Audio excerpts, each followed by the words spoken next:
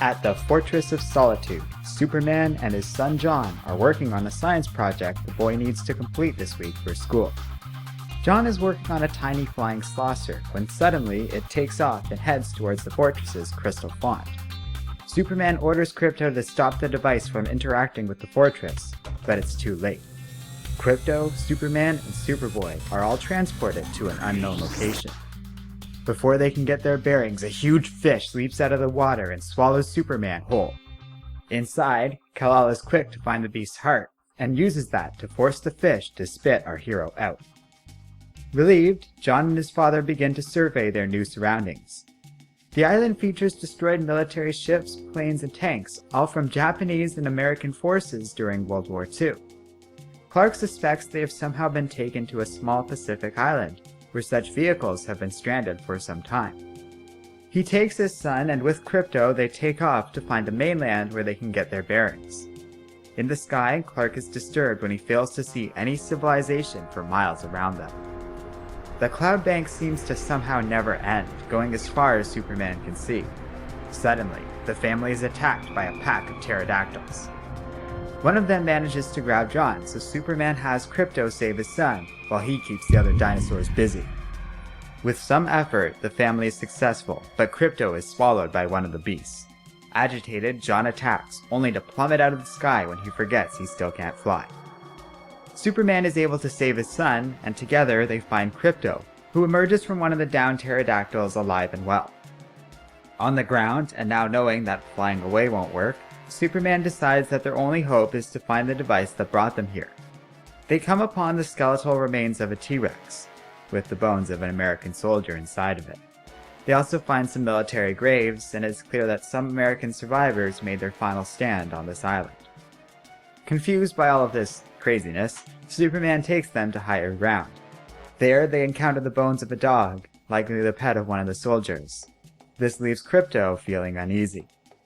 Nearby, Clark finds a wooden leg with a Navy-issued boot, and, not long after that, the family stumbles upon a fortified station surrounding a cave. Inside, they see a message written on the cave wall. It seems one of the soldiers had a story to tell.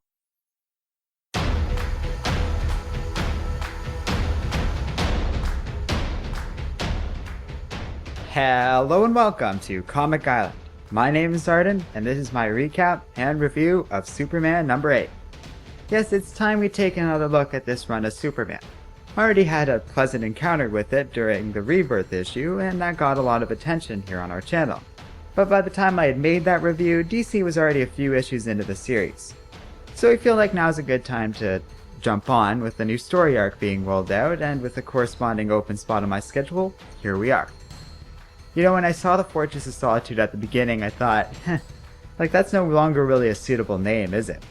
Not that I think they should change it or anything, because it's iconic and all of that, but we are truly living in a new era of Superman. He's not alone anymore. This is no longer a place of solitude. Superman has a family, a son that he raised and loves.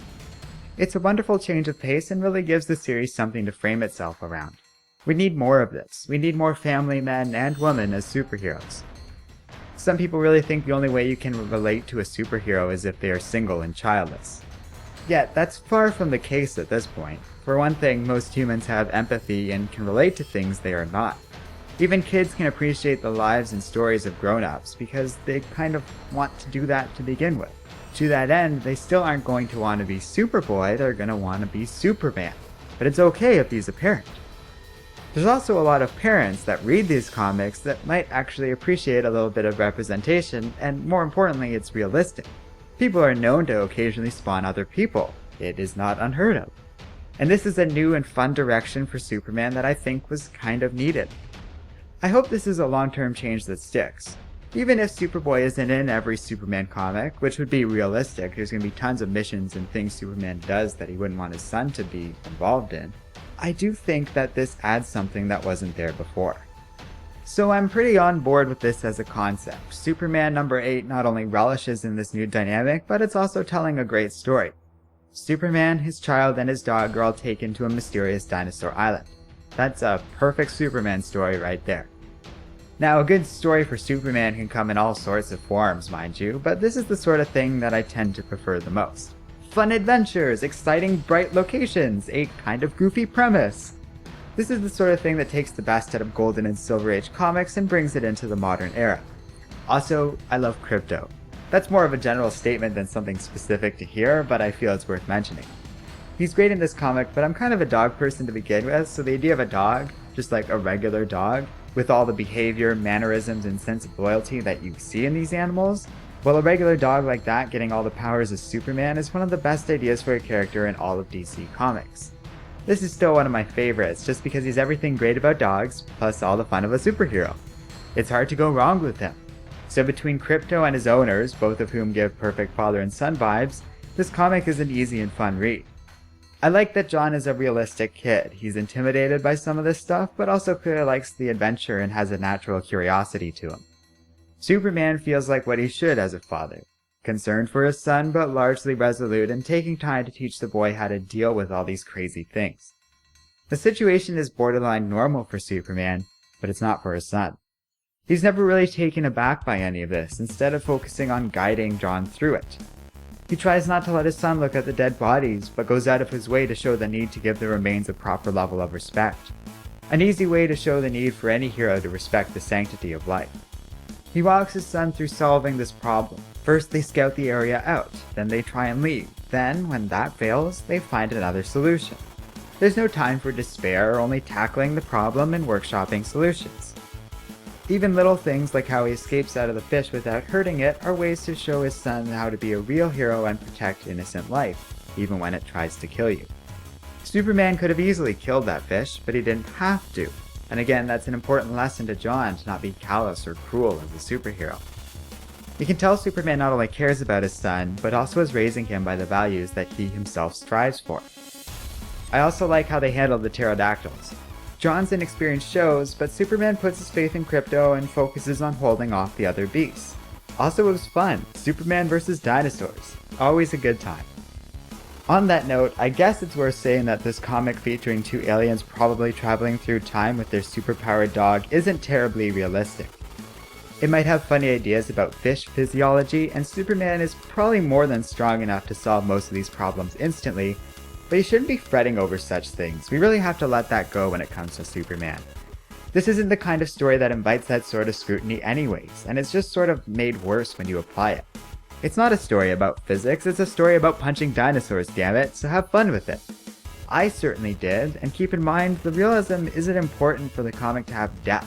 There's a lot you can take away from the characters, as you can see by me spending so much time on them in this review.